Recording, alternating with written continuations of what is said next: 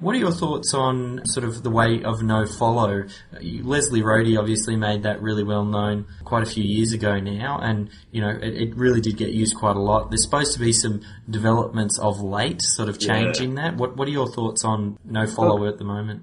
I think it's a bit disappointing. I mean, Google is on the record now. They've just said, hey, that essentially sometimes no follow is still no follow. It's just that they've changed the rules such that to prevent something called PageRank sculpting from happening. So a lot of those techniques that people were using to concentrate PageRank on those pages in their website that they want to rank better are not as effective as they used to be. I mean, it's a bit actually, because it was, it actually was a nice trade-off of having, really nice, good navigation for people that are visiting your websites and the ability to pass PageRank and value to the pages that you really want them to see. So, the side effect probably of this decision is going to be that a lot of people are going to be going back to what was happened, 7 or 8 years ago, where people were just, using JavaScript links and all those sort of things to try to, create a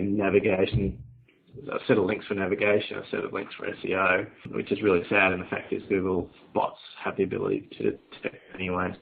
Yeah, and I think as well, the other thing by doing that, like for me now, like I think the first thing that popped into my mind is, well, now the aim of the game is, well, how many pages can I create, rather than trying to really sculpt these pages and have that page rank funneled.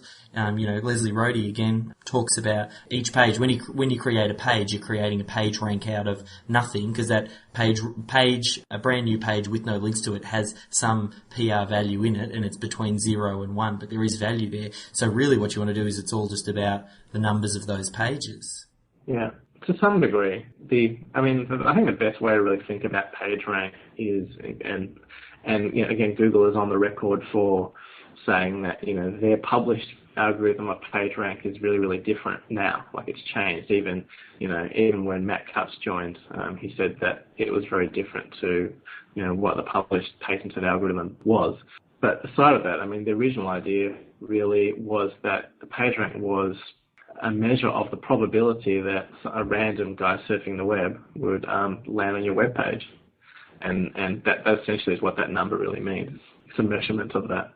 So if you have more content out there, then it does make sense, particularly if you link it well and you have built good external links to those pages, that certainly you have a higher probability of stumbling upon the page if there's more pages out there. And obviously if there's more keywords out there that you can potentially rank for as well. So I think you're right that, but you can obviously go too far in that direction as well. Yeah. So once we sort of start to create some of these pages and we're testing it, you do a little bit of on-page stuff and then start, I suppose, on your off-page campaign. What sort of things do you go? Do you sort of follow a little bit of the 30-day challenge sort of process, or do you have your own sort of process that you've adopted when you're trying to rank a site? No, the 30-day challenge process is pretty much what we use in-house. There's a lot of stuff that let's say that the first bits of it. So obviously your first challenge when you want to, you have a bit of content is to get the thing indexed, and build up some initial links to that content so that content gets discovered, ideally with those keywords in the linking to your web page. That makes a difference. So the first thing is, using social bookmarking, RSS submission, like whether you do it manually or we use Traffic Bug, which was promoted in the 30-day challenge this year, just to essentially just build that first set of links. Now each of those links is relatively low value, but at that stage of the process, it's about getting indexed, it's about getting relevant links, and instead of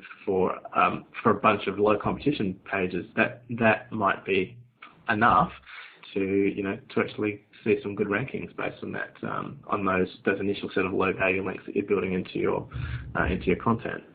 So, but that's certainly where I would start, and because it's so easy, and it's become part of our publishing process, and that's why we've built it into our product Market Samurai. So after you publish to your blog, you just click a button and use the keywords and write some description about what your content's about, and bang, you've got a couple of hundred links. being built over time from social bookmarks and site directories and RSS submissions, and it's each individual bit of it. It's quite low value, but it's enough to kickstart the process.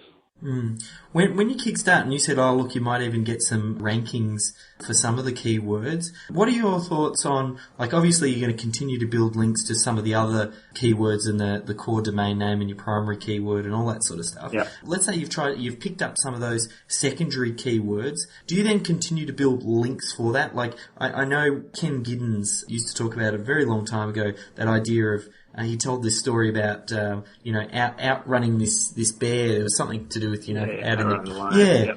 Yeah. And all his friend needed to do was outrun his other friend, and he'd be fine.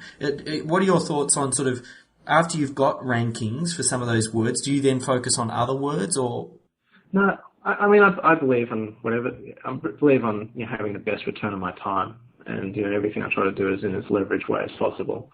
So I would take a look at where I am getting rankings and take a look at what is the associated traffic with those rankings, and and if I'm in position 3 or something for a keyword, and I know that with very very little work, a little bit of additional link building, I can push myself to a 2 or a 1, then that's a massive percentage increase in the traffic from a positional increase of 1 or 2.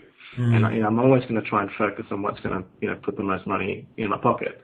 So that is where I'm going to focus my link building. And similarly, you look at what the rankings is, and that's the importance of making sure that you're monitoring the rankings on a regular basis. Because my big problem with the world of SEO is that you ask 200 SEO people in a room the same question, you'll probably get a different answer, 200 different answers. And what people need to do, and it's really important, particularly, if you're considering SEO being part of the strategy of your business, that you learn for yourself, and you're not just taking what other people have said or a lot of myths that are out there. You need to learn for yourself, and the only way to learn for yourself is to take an action and measure the response of that action.